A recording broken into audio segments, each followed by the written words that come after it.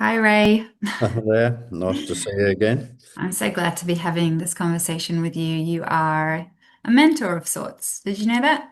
Uh, So you tell me. For whoever's watching, Ray is not only my co-author, or I'm his co-author, I should say, but also marked my MPhil thesis in negotiation theory. Do you remember that? Yep, yep, I do.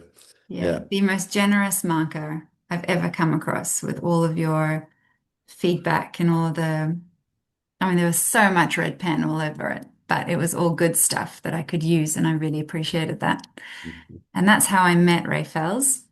Ray is a professor at the University of Western Australia. And before that, he had a long career in negotiation related matters, including being a mediator in industrial relations, or industrial disputes, I should say, in the UK. Ray loves to talk about deadlocks and impasses, I call them. And we were just speaking before about critical incidents and what that means to you, Ray. Mm. And I started saying that that's something I'm interested in as well. Critical incidents you defined as being like pivotal moments in the negotiation or things that we need to decode in order to do well in the Yeah, negotiation, those yeah, important things. yeah. So, what do you look for when you negotiate? Well, I think we need to probably go one step backwards and say before you're looking for something in a negotiation, you've got to have a bit of a framework as a point of reference. Mhm. Because uh, things are going to happen quite unexpectedly in a negotiation unless somebody's got total control of it. And you need to compare what you're seeing happening against something that you think, well, this is what ought to be happening. And it has to be quite practical. But so the first thing is to have what I'd call a storyline, or the more official term is a script, a broad pattern of events that you think need to be worked through in order to get to a decent sort of outcome. And then, as long as I think the other key point in that is that you're taking your time in a negotiation, because if you're rushing, then you're not going to be really picking up on everything that's happening. And secondly, if you are pretty one-sided about your negotiation, then you're only looking at things. Sorry, that's my phone, and I'll switch it off. You're only looking at things from your own perspective, and you're waiting for people to stop talking so that you can have your say and so on. And that means you won't recognize if, for example, somebody's talking about an issue, but they're not quite telling you everything. You won't get to sense that because you're so rushing, or you're so concerned with, I want to tell him, I want to explain, I want to say no, or whatever. And so you don't pick up that there's maybe a little bit more behind what they're trying to say to you, or they've given you some information as a sort of throwaway line, but actually it was quite important. Or they're trying to indicate to you that they will make a concession, but they need something from you, but they're unwilling to be the first mover, because if they start moving, they think you're going to keep demanding more and more. So that's what I mean by critical incidents. It could be behaviour, it could be something in the people's words, but it's something going on a little bit behind the scene that is trying to tell you more than just the face value interaction, which might be quite heated at the time. So got to get alert to those in order to move the negotiation forward. And that's what I've always been trying to work out. How can you work out stuff that you can't quite predict? Uh, I mean, you can have someone entrusted with that role to be watching the other party, especially if you've got a group negotiation scenario.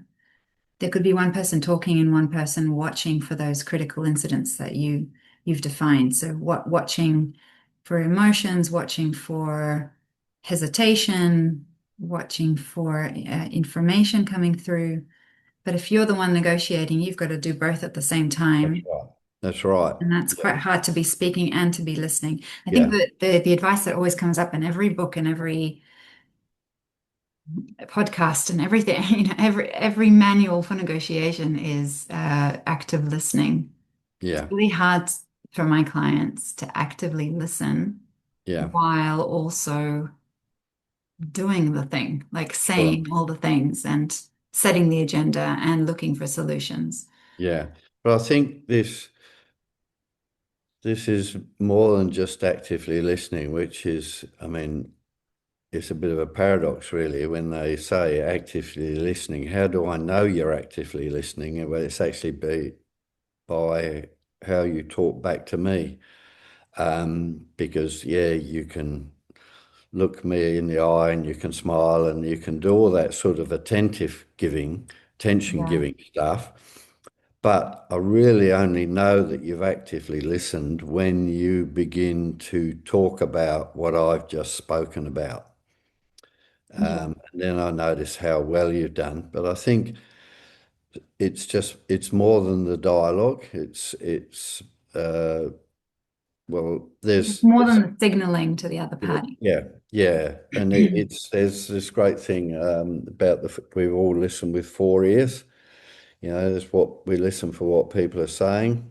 We listen for what they're not saying. Mhm. We listen for what they're trying to tell us, but not getting round to saying. And then the fourth one is that we listen to what we're saying to ourselves while the other person is talking. And so we're trying to pick up a lot more than just the sort of responsive component of active listening. And that is true. It's really, really hard. I have an exercise with the students where I try and get them to do this and I spend the whole time while they're doing the exercise haranguing them to, pay attention and put down some notes and do things and ask them afterwards, was it easy? And they're all exhausted Yeah. because it is so hard to do. And it's Um, easy to miss um, something. You're always yeah, going to miss some things. yeah, yeah, So I like to tell a story of my biggest failure in a negotiation. I happen to be, maybe I shouldn't tell this on a recorded that's all video. right. I do tell my students, the MBA students, in every cohort about this huge mistake that I made when I was representing a client. It was a group of 4 or 5 people, and we were seated in a panel opposite the other party, who were a government committee, and they were also 5 people, but one of them was an external agent. So she Right. had been hired to as an advisor, and she was external to that committee. And I should have put more emphasis on that. I should have Mm, noticed what mm, that means. I should have analyzed what that means for the yeah, negotiation. And what yeah, was happening was that during the conversation, the other side was agreeing, and they were being persuaded by everything that I was saying. I had them in the palm of my hand, as you might yeah, say, wrapped around my little finger. Everything was happening, and I was way too quick to celebrate. So we'd left the meeting when I felt that 4 out of the 5, meaning the actual committee, yeah, but not the agent, were convinced and were yeah, ready to say yes, mm, and said to the people I was representing, it's in the bag. It's yeah, fine. It's yeah, looking good. But then I got a call that evening that despite them being very positive in the negotiation itself, and when we met, they weren't going to take the deal.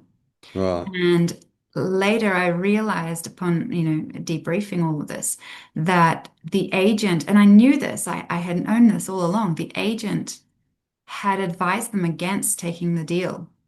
mm, So, of course, when we all left, she would have doubled down to say, I know that you're excited about this, but I don't think that you should take it. And she would have fought for that consistency, Yeah, because yeah, otherwise she had an interest, an underlying interest to prove her worth, her yeah, value in that yeah, negotiation. Otherwise, she's useless. She yeah, advised against taking the deal. If they had taken the deal, they wouldn't have hired her again, maybe. And I yeah, should have picked up on that. So to me, yeah. that is a critical incident. And Sure, I yeah, don't think that it's something that happened so much as like a dynamic that I needed to pick up on. yeah, yeah. And I didn't give it enough attention. Yeah, and that's happened. Someone else told me of another story where they've got a long, long way down quite a major contract negotiation, and then in this case, the lawyer came in, and the lawyer was running a completely different agenda to the operations people on both sides of the table, Oh and no. so again, it is working out the change dynamic, and and probably maybe, as you say, justifying their role, but also doing their role as a lawyer. So won't always attribute sort of malicious self-interest or whatever, but you do need to understand where people are coming from. Yeah. And when you And the have, way they negotiate is different as yeah, well. Their yeah, style will and be different. yeah. And I've done the same. Well, I won't do the context because it was at the university, but I had a meeting and with somebody and thought, right, that's a done deal. And someone made a clear and unequivocal promise, and they actually had the power to implement it. But by the time they got to the other end of the campus, a whole load of other people had got to them, and precedent, the strength of precedent. No, you can't do something special for this group. You've just got to back off. Um, and as you say, sometimes you just don't pick up the full picture, the who's sitting behind the people who can influence the person who you're talking to. Yeah. In the union context, it used to be the purple circle. Who were the group of workers, the tool makers or the electrician or somebody who actually ruled the roost?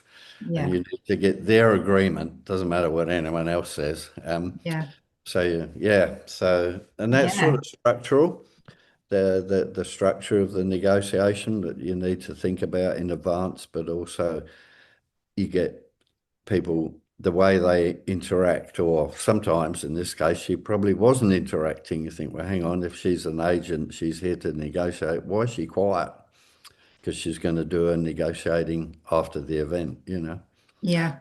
That's what you think. Yeah. So, yeah, So you can for never predict. yeah, and that's why I that need to predict how the negotiation will go and the need to control or create a roadmap Mm, for the negotiation is why I completely fell in love with that three-phase model that mm, you came up with.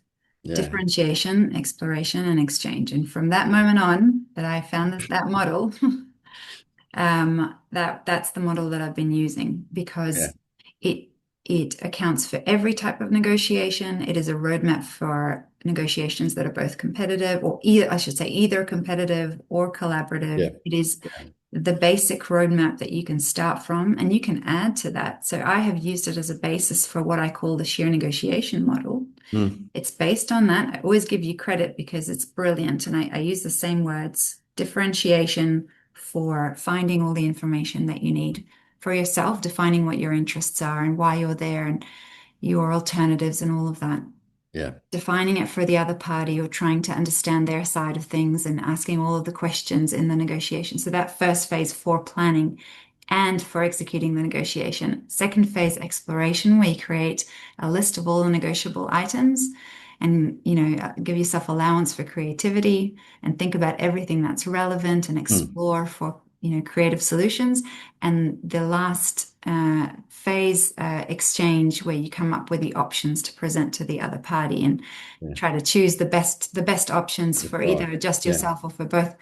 And those three phases, I mean, we can add to that mapping the stakeholders, couldn't we? Mm, In differentiation, you yeah. could put a Yeah. step where you map out who are all the stakeholders, who are the decision makers, who are the veto powers, is there an audience? Yeah, Is there a mediator? Is there an agent or someone external? Are they an agent or a representative? Are they yeah, aligned with their interests or are they not aligned? There's so much more that you could fit yeah. into these phases, That's right. but Yeah, Ray, those three phases have changed everything that I know that's about right. negotiation Okay. because Yeah, it's just that's the way it should happen. That's exactly yeah, I think that's the series of events and that's the roadmap that I always use. yeah. I mean, we want to try and use it. And that's why I said right at the beginning, you need to have something in the back of your head that says this is what ought to be happening about now. When we look at the data of dialogue and we bear in mind that this is usually experimental conditions, not a real negotiation in that sense.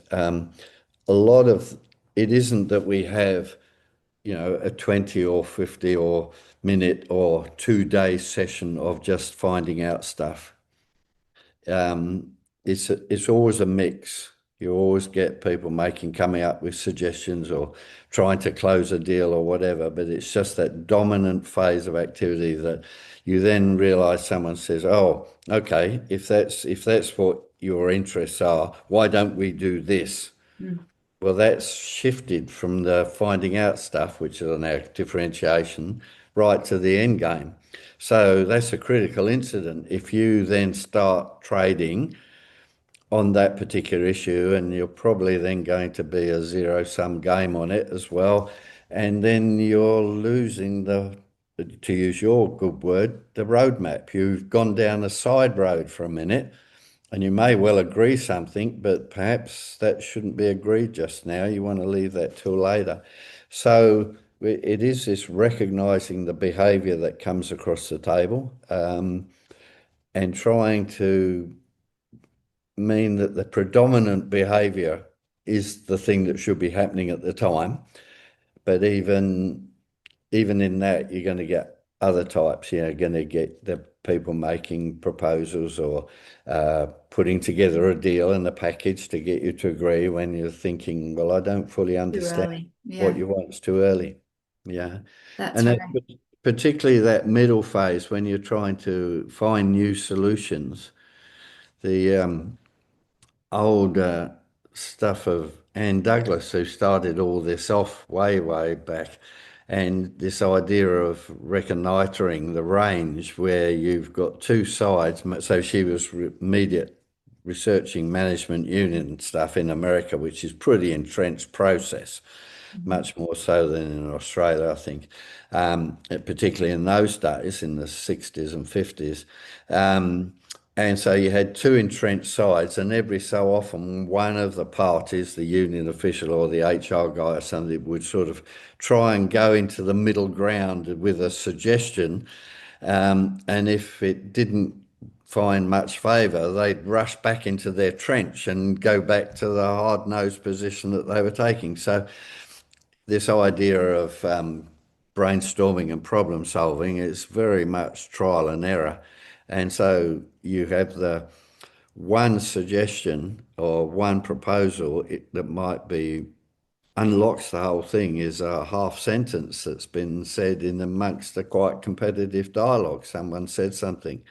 Um, there was one case at a hospital with the unions, and they were all pretty amenable and so on. There's friendly. The union official might come in with one of the managers just chatting away, so there's no antagonism at that stage anyway. But they were debating backwards and forwards, and then just one person, I think it was one of the union representatives, lay people, the nurse, made a suggestion. No one paid any attention to it in all the dialogue, but one of the managers did. And as they walked out, they talked to each other about it and went away and put together a proposal around it and came back at the next meeting and said, "What about this?" And everyone said, "Oh, that's terrific. That's it. Fixed it." It was Wow. just one sentence that was ignored by everyone because they were just too busy doing their own thing, Yeah. except one person heard it. Was And it like a third option?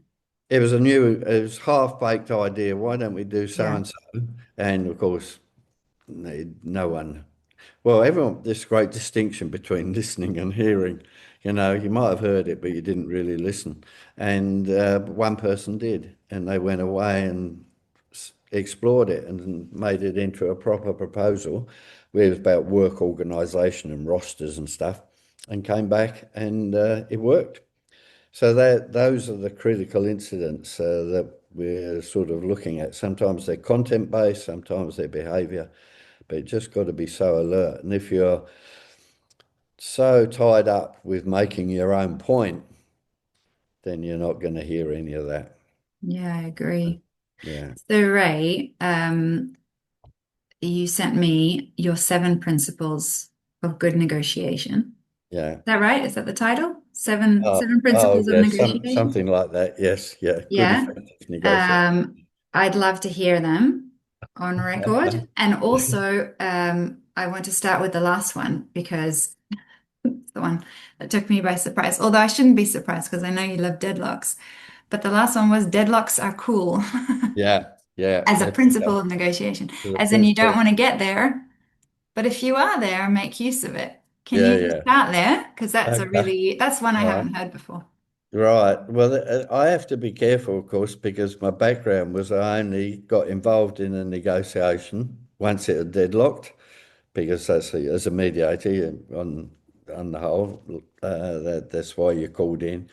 So I was always interested in, and the whole thing is how to get out of these deadlocks. But the sort of if we're imbued with this, we've got to cooperate, we've got to work together, win-win and all that type of stuff, which I'm very cynical of because of my background. But if we're imbued with that and then we get stuck, then where on earth do we go? People tend to then say, well, and you could hear them in when you break off into side meetings and so on. They said, well, we better do something to help move this forward. And that Mhm. inevitably is making a concession. Concession, yeah. Yeah. So what do you do when you're in a deadlock?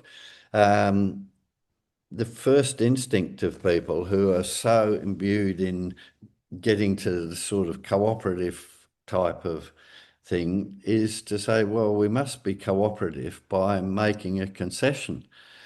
And now, when you're mediating it, you can manage that process.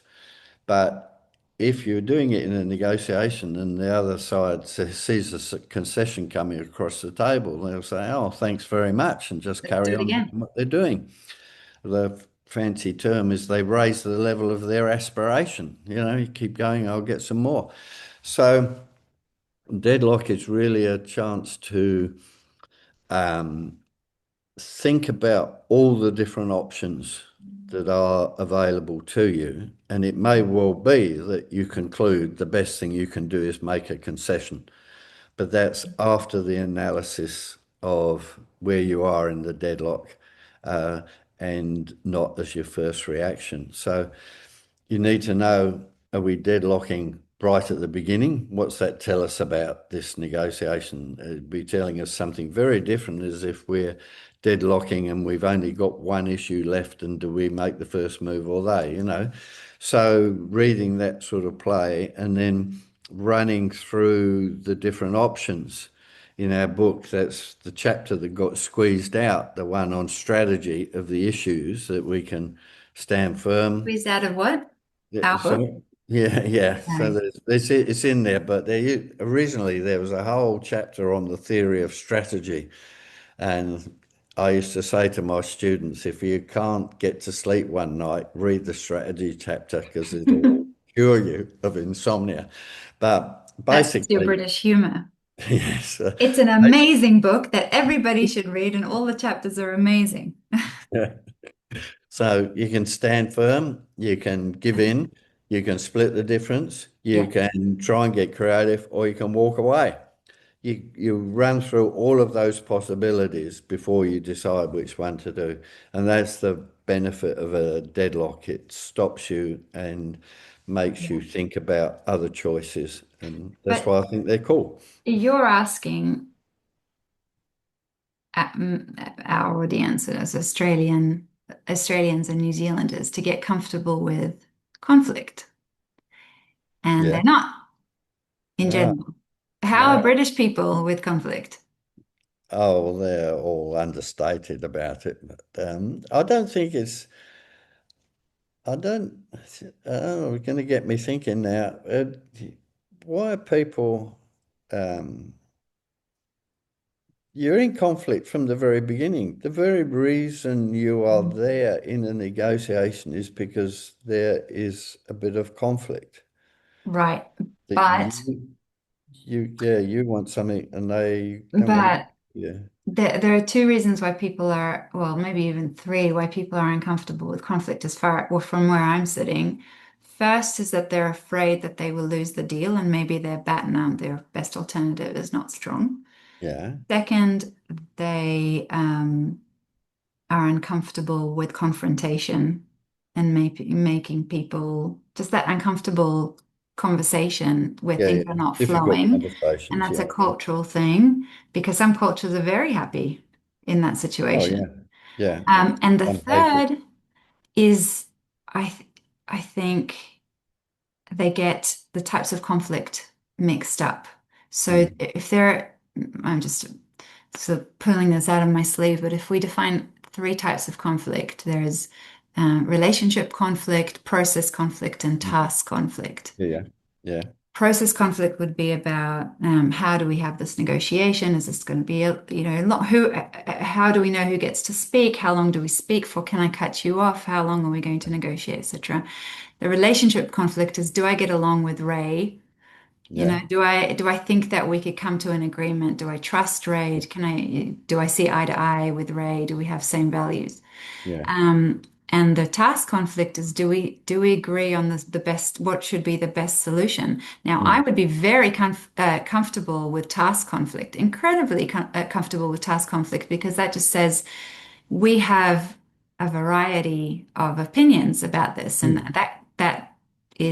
that's great. That means that we can Yeah. brainstorm and we can get into a really interesting discussion. But if I mix that, if I mistake that for having relationship conflict with you, Ray, Mm. then that would incentivize me to stop and say, you know what, I'd rather accommodate. I don't want to jeopardize this relationship in any Yeah. way. It's Yeah. just not worth it. Yeah. But if you have got in the back of your mind certain things that you can do no matter what is going on around you, such as restating your key points, you're pretty comfortable with that. That's not conflictual. You can think of some open-ended questions to be asking. You can always Mhm. summarize and reflect on what's going on and what people have said. So if you've got these key tasks that you've thought about in advance, then when you find that, yes, well, I'm having this conversation with Noah, but it's gone down an awkward spot because I don't really like conflict. What can I do? And you say, well, let's just summarize what we've been talking about so far, about critical incidents and about deadlocks and things. And while you're doing that, you can begin to think, and it's hard. I mean, no one's saying negotiation is easy. It's you've got a little bit of more mental space because you're doing a task that you know is quite neutral and safe, and then Mhm. you can begin to think about, well, what are we are we heading into an argument or not?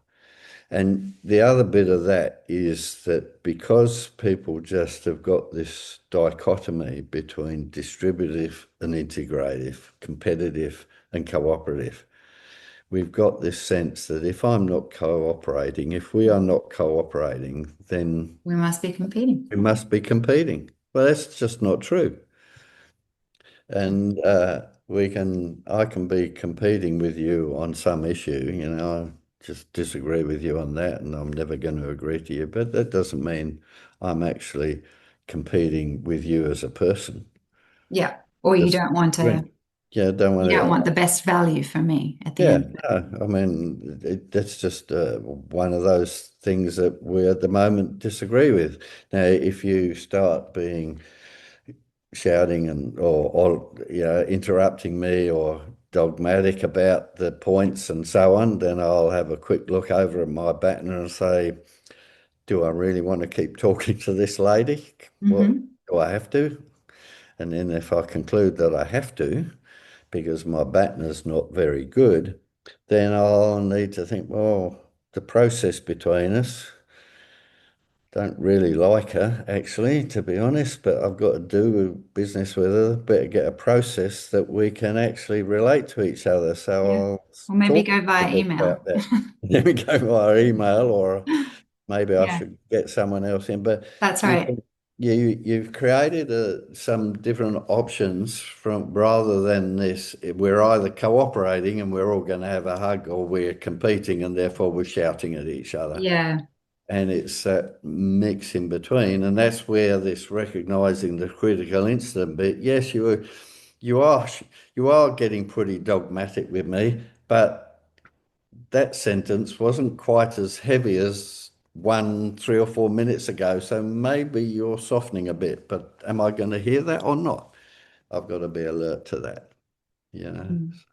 So do you yeah. want to take us through us, me, meaning me and the whoever's listening, through the other principles of negotiation just quickly? Maybe it just, even just as a list, or do you want me to read them out? Because I have some. Oh, okay. Well, I just that like I think I explained to you they were sort of items to go into a newsletter, so they're not. I wouldn't say they were um, totally profound, but firstly, that all negotiations are two-sided. Yeah. Um, no matter what we say, we are very egocentric when it comes to negotiating, and we do need to actively think about the other party, and that it takes two people to disagree as Yeah. well as two to agree. And I might add there from the book where Mm. you say, and you're the only academic that I've ever heard saying this, negotiations are messy and you can never quite control the other party. So Yeah, don't expect to. Whereas the Harvard book that I have, I've forgotten what it's called, the Harvard book on negotiation says everything's controllable. And if you do A, B, and C, yeah, you'll be yeah, set. yeah. Well, that's pure linear thinking. Yeah. I always say to students, well, there's loads of tactics in books and things, and they're all okay as long as the other guy hasn't read the same book, because they know they've And just got being options cooperative. too. They've got options too. So alternatives, always looking over and making sure, do I have to negotiate? And Mhm. strangely enough, this is, and I've more thought about it recently. Alternatives are very much contingent on your goal. Yeah, what is the real strategic intent of the negotiation? And then that structures what those alternatives might be.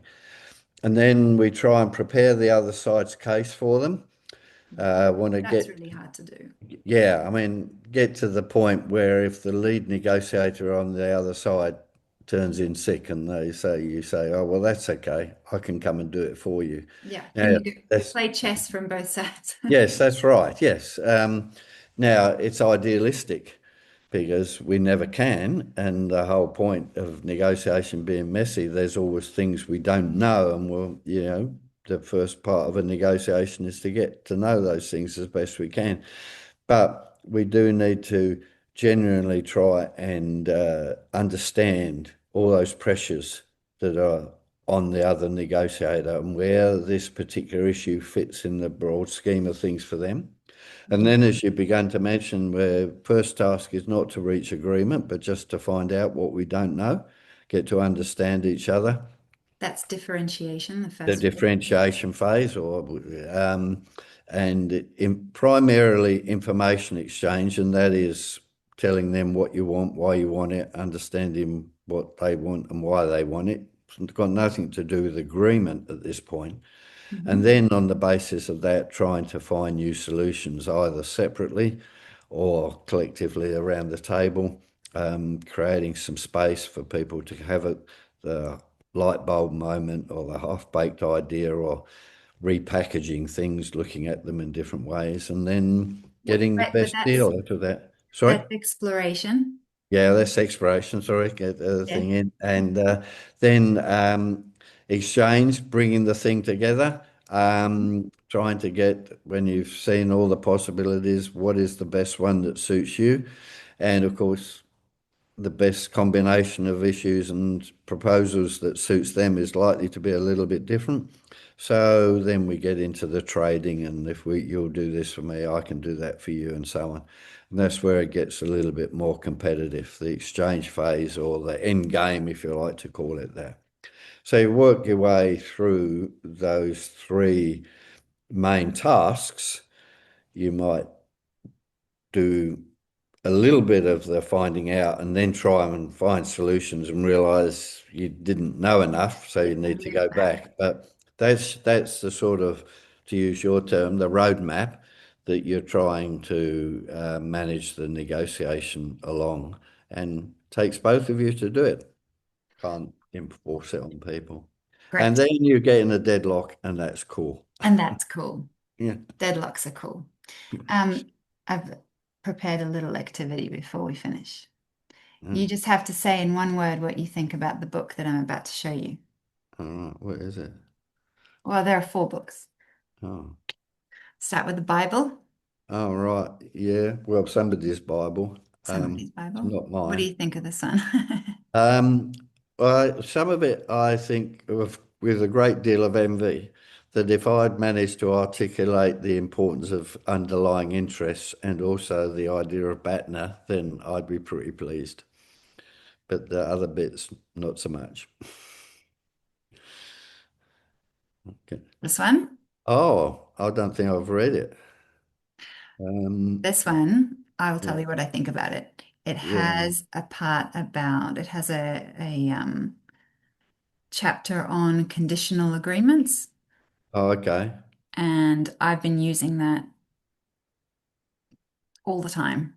I All think right. I think it's called conditional agreements. I didn't actually check before Contingent, we con contingent agreements, contingent probably. agreements. Yeah. Yeah, yeah, yeah, yeah, In complicated negotiations that I'm helping prepare for with my clients, yeah, it's sometimes it takes the pressure off to agree in theory about something. So we can agree to something, especially if it's for the next 20 years, 15, yeah, 20 years, if it's a long-term contract, we'll agree as long as these things continue happening. And there's an exit point if that doesn't happen. Or yeah, we're so confident that in 5 years' time, X will happen that if X, then Y. And that's yeah, yeah, yeah, right. Now, this yeah. is not an academic book, but have you read this one? Chris No, Voss? no, no. This is pop culture, and Yeah, this is a yeah, very well-known yeah. A lot of my negotiator. students quote it to me. Yeah, So yeah, yeah. yeah, So you need to listen to this one as an audiobook because Chris Voss narrates it. oh, okay. And the stories are mind-blowing. They're about crisis negotiations, but what I think about this one is that there are many, many great tactics, but there's no overall strategy. So if Yeah, you put this together with a three-phase strategy, differentiation, okay. exploration, and exchange, that person would be Put very it on my Christmas list. But so, yeah. okay. So before I show you the last book, what's your favorite book on negotiation? Oh, that is a good question, actually. Gee, that's gonna make me think. It's okay. I know what it is. It's this one. Oh, yeah. I don't know about that. But I think we can improve on that. Yeah, there's some articles and things that have been pretty insightful. I think, like in saying even the book we've written, I think there's such a lot to a negotiation that you can write a book about it and cover an awful lot of stuff, and it's all good stuff, and the same with other books I've too, and yet somehow the key bits can get lost in it. I The agree. thing Well, that this came one's to very long. It's a sorry, textbook. This one's yeah, very yeah, long. It's a that's right, textbook. yeah. A lot gets lost in there.